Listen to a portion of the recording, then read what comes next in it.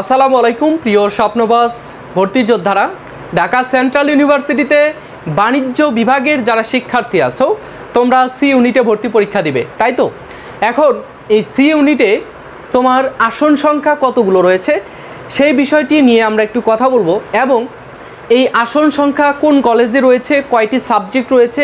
তোমাদের মেইনলি 4টা সাবজেক্টে তোমরা ভর্তি হও, কিন্তু কোন কলেজে আরও কম রয়েছে, কোন কলেজে আরও বেশি সাবজেক্ট রয়েছে, এবং কোন কলেজের কোন সাবজেক্ট তোমাদের জন্য ভালো হবে। আরও কিছু কিছু বিষয় রয়েছে যে কলেজ এবং সাবজেক্ট দুইটা বিষয়ই ম্যাটার করে তোমার এই আসন সংখ্যার উপরে নির্ভর করে। স্ক্রিনে গিয়ে তোমাদেরকে আসন সংখ্যা এবং কলেজ ভিত্তিক যে বিষয়গুলো সেইগুলো নিয়ে একটু কথা বলবো এই ভিডিওতে। তো ভিডিওটা শেষ পর্যন্ত দেখবে যেন কোনো কোশ্চেন তোমার বাদ না থাকে। সব কোশ্চেনের উত্তর তোমরা এই ভিডিওতে পাবে সি ইউনিটের আসন সংখ্যা নিয়ে।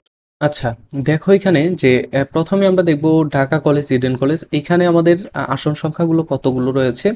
এখানে তোমাদের প্রয়োজন হবে যে যখন তোমরা সাবজেক্ট চয়েস দেবে বা তোমাদের পরীক্ষা শেষে তোমরা মার্ক পাওয়ার পরে বুঝতে পারবে না যে কোথায় আমাদের সিট পড়বে বা কোন কলেজে আমাদের ভর্তি হতে হবে আমাদের সিরিয়াল অনুসারে।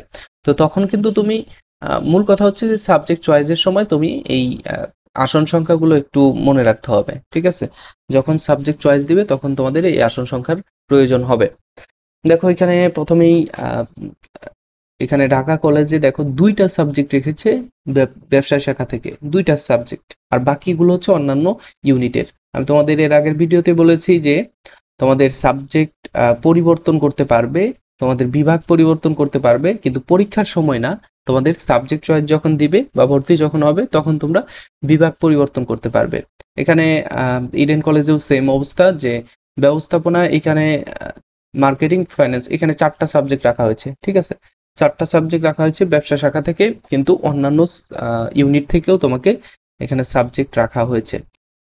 ঢাকা কলেজে 234টি আর ইডেন কলেজে 429টি আসন রয়েছে। এরপর আমরা দেখব যে তিতুমির কলেজে দেখো 415টি, এখানে 81টি করে সিট রয়েছে ব্যবসায় শাখা থেকে, আর এখানেও 81টি করে সিট রয়েছে বাংলা কলেজে 2টা সাবজেক্ট, 3টা সাবজেক্ট, হ্যাঁ 2টা সাবজেক্ট রেখেছে, আর বাকিগুলোতে এখানে আসন দেওয়া হয়নি। অর্থাৎ এই সাবজেক্ট 2টাতে মার্কেটিং, ফাইন্যান্সে কোনো ভর্তি হবে না, ভর্তি হবে ব্যবস্থাপনা, হিসাব বিজ্ঞান। এখানে 81টি করে সিট রয়েছে, মোট আসন রয়েছে 88টি করে, আর এখানে হচ্ছে কোটার জন্য 7টি করে আসন রয়েছে প্রতি সাবজেক্টে। আচ্ছা, এখানে তাহলে আমরা দেখলাম কি যে তিতুমির কলেজে 415 আর সরকারি বাংলা কলেজে 225টি আসন রয়েছে মোট। এরপরে আমরা দেখব যে বেগম বদরুন্নেসা এবং সরকারি শহীদ সোহরাওয়ার্দী কলেজ, এখানে হচ্ছে বেগম বদরুন্নেসা রয়েছে 151টি, খুবই কম, আর সরকারি শহীদ সোহরাওয়ার্দী কলেজে হচ্ছে মোট 155টি আসন রয়েছে। এখানে বেগম বদরুন্নেসায় ব্যবস্থাপনা ও হিসাব বিজ্ঞান এছাড়া ব্যবসা শাখার আর কোনো আসন এখানে নেই। আর সোহরাওয়ার্দী কলেজে দেখো এখানেও 2টি, এখানে 59টি করে আসন রয়েছে, আর কোটা থেকে 5টি করে, মোট 64টি আসন রয়েছে, ঠিক আছে? এরপর আমরা লাস্ট দেখব যে কবি নজরুল কলেজে কতগুলো রয়েছে। কবি নজরুল কলেজে 4টা সাবজেক্ট রয়েছে ব্যবসা শাখা থেকে, এবং 4টাতেই আসন দেওয়া হয়েছে, মোট আসন রয়েছে 64টি করে, হ্যাঁ।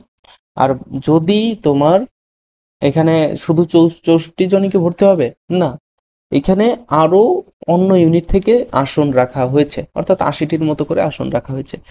তো এটা হচ্ছে তোমার সি ইউনিটের আলোচনা গেল। এখানে মোট কবি নজরুল সরকারি কলেজে এখানে মোট আসন রয়েছে 286টি। আর এখানে একটা বিষয় তোমরা একটু হয়তো বুঝোনি, যে এই বিষয়টা তোমরা একটু মাথায় রাখো। আচ্ছা, এখানে দেখো কোটায় আসন পূরণ না হলে মেধা তালিকা থেকে আসন পূরণ করা হবে। কোটা থেকে যদি তোমার আসন পূরণ না হয়, সরি, হ্যাঁ, কোটা থেকে যদি আসন পূরণ না হয়, অর্থাৎ এই যে এখানে দেখো উদাহরণস্বরূপ এটা দেখো যে কোটাতে এখানে 5টা আসন রয়েছে, এখানে যদি তোমার 3 জন উপস্থিত থাকে আর বাকি 2 জন কাকে দিয়ে পূরণ করবে, তখন এই যে মেধার এখানে যে 59টি রয়েছে এখান থেকে আরো 2 জনকে বাড়াবে, অর্থাৎ এখানে আরো সিট 2টা বাড়বে, বুঝছো? আর পরের লাইনে বলছে যে একইভাবে কোনো বিষয়ে আসন পূরণ না হলে অন্য ইউনিট থেকে পূরণ করা হবে। এখানে বলছে যে এটা আমরা আলোচনা করতেছি সি ইউনিট অর্থাৎ ব্যবসায় শাখার ইউনিট। এখানে আমাদের মোট আসন রয়েছে 64টি, কিন্তু অন্যান্য ইউনিটের থেকেও আসন রয়েছে আরো প্রায় 10-12টি করে। মনে করো এ ইউনিটে 10-12টি আর বি ইউনিটে 10-12টি। তো ওই অন্যান্য ইউনিট থেকেও কিন্তু আমরা এই স্টুডেন্ট পাচ্ছি, ঠিক আছে। তো এখানে দেখো যে এখান থেকে যদি এই 64টি সিট পূরণ না হয়, অর্থাৎ এখানে আমরা দেখলাম যে এখানে যদি 50টি স্টুডেন্ট পাওয়া যায়, এরপরে আর নোটিশ দেওয়ার পরেও যদি ভর্তি না হয়, তখন অন্যান্য ইউনিট থেকেও তোমার স্টুডেন্ট এনে এখানে মোট আসন মানে 64টি আসন ফিল আপ করা হবে। বুঝছো? এই দুই লাইনের অর্থ এটাই। তো এটাই হচ্ছে তোমাদের জানানোর বিষয় ছিল যে ব্যবসায় শাখা থেকে আমাদের কতগুলো আসন রয়েছে এবং কতজনকে ভর্তি করানো সম্ভব হবে। তো আশা করব যে বুঝতে পেরেছো। নেক্সটে তোমাদের অন্য ইউনিট বলতে আমাদের বি ইউনিটে কতগুলো আসন রয়েছে সেটা নিয়ে আমরা বিস্তারিত আলোচনা করব, এবং বি ইউনিটের আরো কিছু বিষয় রয়েছে যেগুলো কমপ্লেক্স, তোমরা বুঝতে পারো না, সেগুলো নিয়েও আলোচনা করা হবে। তো পরবর্তী ভিডিওগুলো দেখতে তোমার অবশ্যই চ্যানেলটা সাবস্ক্রাইব করে রাখবে এবং বেল আইকনটি অন করে রাখবে, কেননা আমি কোনো ভিডিও দেওয়ার সাথে সাথেই যেন তোমরা পেয়ে যাও। আর ভিডিও পাওয়া মানে হচ্ছে তথ্য পাওয়া, আর তথ্যের অভাবে তোমরা অনেক সময় তোমার ভর্তি পরীক্ষায়, এর আগে দেখেছি জগন্নাথ বিশ্ববিদ্যালয়ের একটা স্টুডেন্ট যে ভর্তি কার্যক্রম শেষ হওয়ার পরে আমাকে মেসেজ করে বলতেছে, ভাই আমি অসুস্থ ছিলাম, আমি ঠিকভাবে তথ্যগুলো পাইনি, ভর্তির ডেটও শেষ হয়ে গিয়েছে, সে একটা সাবজেক্টও পেয়েছিল কিন্তু ভর্তি হতে পারেনি, তার পোড়া কপাল। সো এইরকম যেন তোমাদের না হয় সেই বিষয়গুলো একটু মাথায় রাখবে। আর আমাদের ইংরেজির জন্য, অনলি ইংরেজির জন্য আমাদের এক্সাম ব্যাচ চলছে, এক্সাম ব্যাচে ভর্তি চলছে। আমাদের 3 নাম্বার এক্সাম ব্যাচের ভর্তি কার্যক্রম চলছে। আগামী 11 থেকে 20 তারিখের মধ্যে আমাদের 10টি পরীক্ষা হবে 3 নাম্বার এক্সাম ব্যাচে। তোমরা এক্সাম দিতে চাইলে বিস্তারিত ডেসক্রিপশন বক্সে পাবে, এবং এখান থেকে আশা করব যে তোমরা বুঝতে পারবে যে আমাদের এক্সাম ব্যাচে কি কি রয়েছে। বিস্তারিত তোমরা আমাকে হোয়াটসঅ্যাপ, টেলিগ্রাম অথবা ফারুক ইংলিশ একাডেমি ফেসবুক পেজে মেসেজ করলে আমি তোমাদের বিস্তারিত জানাতে পারবো, ঠিক আছে। তো তোমরা যারা ভর্তি হবে অবশ্যই ইনবক্সে মেসেজ করবে। তো আজকে এই পর্যন্তই, নেক্সটে দেখা হচ্ছে, সে পর্যন্ত ভালো থাকবে, সুস্থ থাকবে। আল্লাহ হাফেজ, আসসালামু আলাইকুম।